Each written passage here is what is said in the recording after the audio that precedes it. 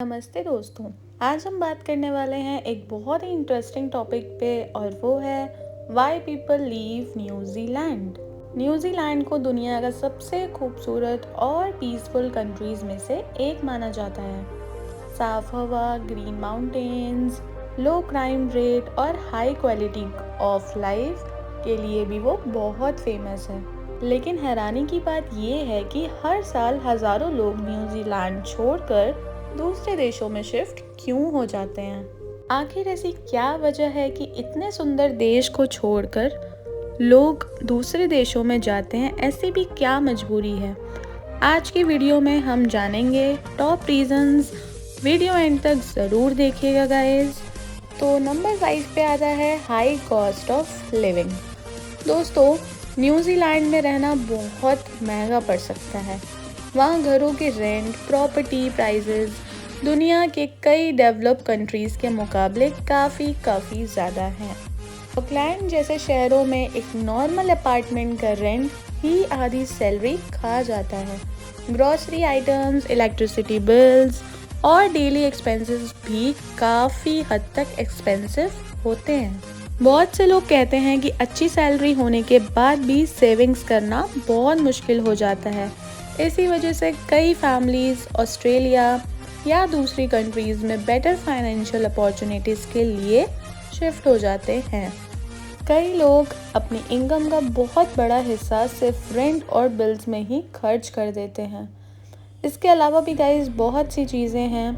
कई फैमिलीज़ को लगता है कि वो अच्छी सैलरी कमाने के बाद भी उतनी सेविंग्स नहीं कर पा रहे हैं जितनी वो ऑस्ट्रेलिया या कनाडा जैसे देशों में कर सकते हैं। इसी वजह से लोग फाइनेंशियल स्टेबिलिटी और बेटर फ्यूचर के लिए न्यूजीलैंड को छोड़ने का फैसला करते हैं। चलिए जी, अब आते हैं नंबर 4 पे और वो है बेटर सैलरीज अब्रॉड। जब लोग न्यूजीलैंड से बाहर जाने का सोचते हैं तो सैलरी का एक बहुत बड़ा फैक्टर होता है। न्यूजीलैंड में जॉब्स तो हैं, लेकिन कई प्रोफेशंस में salary Australia, United states, United kingdom और कनाडा के कंपैरिजन में कम होती हैं। डॉक्टर्स, इंजीनियर्स, आईटी प्रोफेशनल्स और स्किल्ड वर्कर्स को दूसरी कंट्रीज़ में वही काम करने के बदले काफ़ी ज़्यादा इनकम मिल सकती है। सबसे ज़्यादा लोग ऑस्ट्रेलिया की तारीफ़ इसलिए करते हैं और इतना ज़्यादा अट्रैक्ट इसलिए होते हैं क्योंकि वहाँ सैलरीज जनरली हायर होती हैं और लिविंग स्टैंडर्ड्स भी बहुत अच्छे होते हैं। ऑस्ट्रेलिया में शिफ्ट होने के बाद ज़्यादा पैसा सेव कर पाते हैं और अपनी फैमिली को भी एक बेटर लाइफस्टाइल दे पाते हैं। इसी वजह से हर साल बहुत सारे स्किल्ड वर्कर्स न्यूजीलैंड छोड़कर दूसरे देशों में नई अपॉर्चुनिटीज़ की तलाश में निकल जाते हैं। ये ट्रेंड इतना कॉमन हो गया है कि इसे कभी कभी ब्रेन ड्रेन भी कहा जाता है, जहाँ टैलेंटेड और एजुकेटेड लोग बेटर अपॉर्चुनिटीज़ के लिए कंट्री से बाहर चले जाते हैं। चलिए जी, अब आता है नंबर 3 और वो है लिमिटेड करियर अपॉर्चुनिटीज़।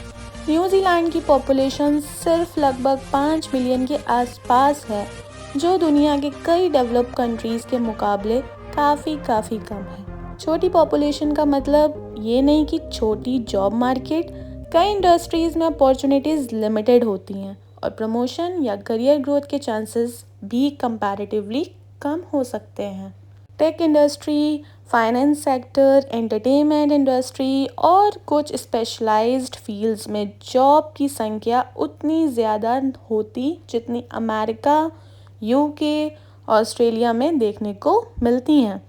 कई लोग अपने ड्रीम्स को बड़ा बनाना चाहते हैं और इंटरनेशनल कंपनीज़ में काम करना चाहते हैं, इसीलिए वो न्यूजीलैंड छोड़कर बड़े इकोनॉमिक हब्स की तरफ चले जाते हैं।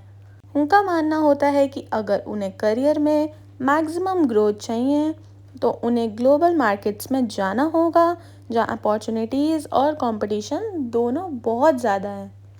चलिए जी, अब आते हैं हम लोग नंबर 2 पे और वो है जोग्राफिक आइसोलेशन।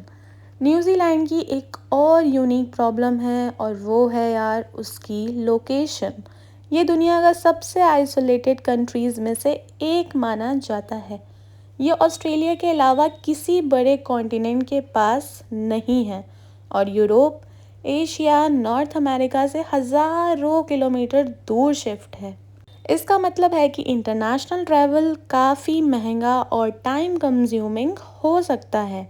अगर किसी की फैमिली मेम्बर्स, फ्रेंड्स किसी और कंट्रीज़ में रहते हैं तो उनसे मिलना इतना आसान नहीं होता। कई फ़्लाइट्स 10 से 20 आवर्स तक भी, उससे ज़्यादा इवन लंबी हो सकती हैं। कुछ इमिग्रेंट्स जो शुरू में न्यूजीलैंड की पीसफुल लाइफ को एंजॉय करते हैं, कुछ सालों बाद फील करने लगते हैं कि वो दुनिया की बाकी हिस्सों से डिसकनेक्टेड हो गए हैं। बिजनेस अपॉर्चुनिटीज़, इंटरनेशनल नेटवर्किंग और फ्रीक्वेंट ट्रैवल पसंद करने वाले लोगों के लिए भी ये डिस्टेंस एक चैलेंज बन सकता है। इसी वजह से कई लोग कंट्रीज़ में शिफ्ट हो जाते हैं जो ग्लोबली ज़्यादा कनेक्टेड होते हैं। तो चलिए गाइस, अब आते हैं नंबर 1 पे और वो है ऑस्ट्रेलिया का अट्रैक्शन। तो ये है सबसे बड़ी वजह, जो है ऑस्ट्रेलिया। सच कहें तो न्यूजीलैंड से सबसे ज़्यादा लोग ऑस्ट्रेलिया ही मूव करते हैं। दोनों कंट्रीज़ के बीच स्पेशल अरेंजमेंट्स हैं जिनकी वजह से न्यूजीलैंड सिटीजन्स ऑस्ट्रेलिया में रिलेटिविटी आसानी से रह और काम कर सकते हैं। ऑस्ट्रेलिया में सैलरीज जनरली ज़्यादा होती हैं, अपॉर्चुनिटीज़ भी काफ़ी अधिक होती हैं और कुछ इंडस्ट्रीज़ में ग्रोथ के चांसेस भी बेटर होते हैं। इसके अलावा ऑस्ट्रेलिया के बड़े शहर जैसे मेलबर्न और दुनिया के मेजर बिजनेस सेंटर्स में गिने जाते हैं। कई न्यूजीलैंड रेजिडेंट्स को लगता है कि ऑस्ट्रेलिया में उन्हें बेटर इनकम, बेटर करियर और बेटर फ्यूचर मिल सकता है। इसी वजह से हर साल बहुत सारे लोग न्यूजीलैंड से ऑस्ट्रेलिया शिफ्ट हो जाते हैं। कुछ लोग टेम्परेरी बेसिस पर जाते हैं, लेकिन बहुत से लोग वहाँ परमानेंटली बेसिस पर सेटल हो जाते हैं और वापस भी नहीं आते। तो गाइज़, अगर इसके कंक्लूज़न की बात करें तो दोस्तों, न्यूजीलैंड एक दुनिया का सबसे खूबसूरत और सेफेस्ट कंट्रीज़ में से एक है। और खूबसूरत तो माना ही जाता है, चलो सेफ भी है, ये भी एक बहुत अच्छी बात है। High cost of living, limited career opportunities और सब कुछ ही यहाँ पे बहुत बढ़िया है। तो चलिए गाइज़, आप लोगों को अगर ये वीडियो अच्छी लगी हो तो प्लीज़ कमेंट सेक्शन में अपनी राय ज़रूर बताएं। वीडियो पसंद आई हो तो प्लीज़ लाइक करें, शेयर करें वीडियो को और चैनल को सब्सक्राइब करना बिल्कुल ना भूलें। मिलते हैं नेक्स्ट वीडियो में।